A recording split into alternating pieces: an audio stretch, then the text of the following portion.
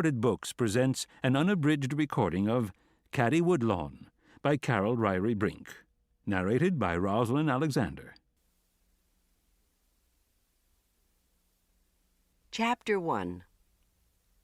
3 Adventurers.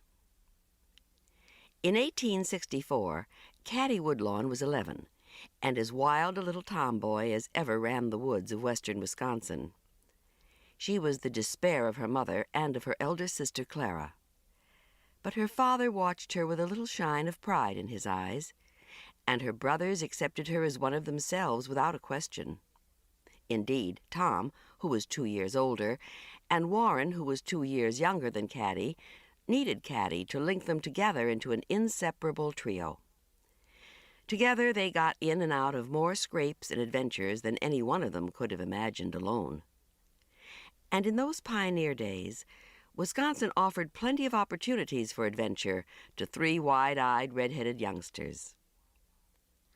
On a bright Saturday afternoon in the early fall, Tom and Caddie and Warren Woodlawn sat on a bank of the Menominee River, or Red Cedar as they call it now, taking off their clothes.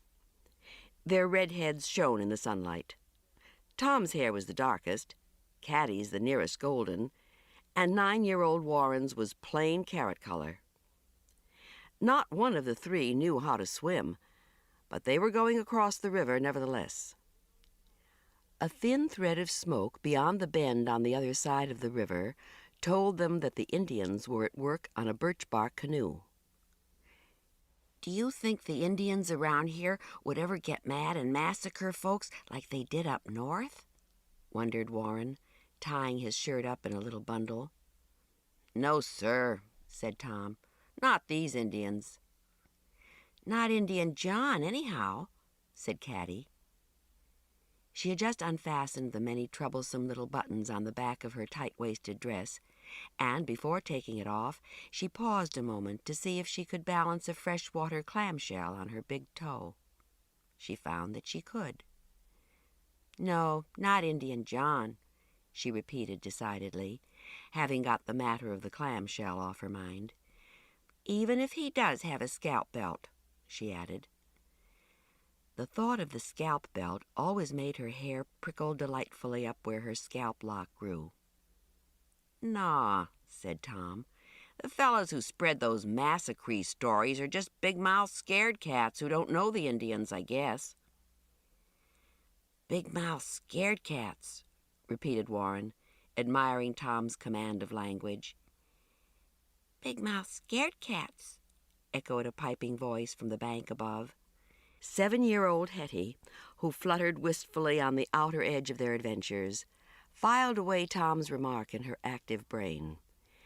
It would be useful to tell to Mother sometime when Mother was complaining about Tom's language. The 3 below her paid no attention to Hetty's intrusion. Their red heads, shining in the sunlight, did not even turn in her direction. Hetty's hair was red, too, like Father's, but somehow, in spite of her hair, she belonged on the dark-haired side of the family where Mother and Clara and all the safe and tidy virtues were. She poised irresolutely on the bank above the 3 adventurous ones. If they had only turned around and looked at her. But they were enough in themselves. She could not make up her mind what to do. She wanted to go with them, and yet she wanted just as much to run home and tell Mother and Clara what they were about to do. Hetty was the self-appointed news-bearer of the family. Wild horses could not prevent her from being the first to tell whatever it was that happened. Tom and Caddie and Warren finished undressing, tied their clothes into tight bundles, and stepped out into the river. The water was low after a long, hot summer, but still it looked cold and deep. Hetty shuddered.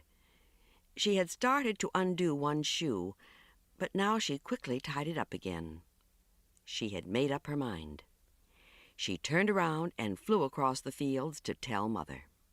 To keep listening to this audiobook, I've left you a link in the description so you can do it, at no cost thanks to Audible's 30-day free trial.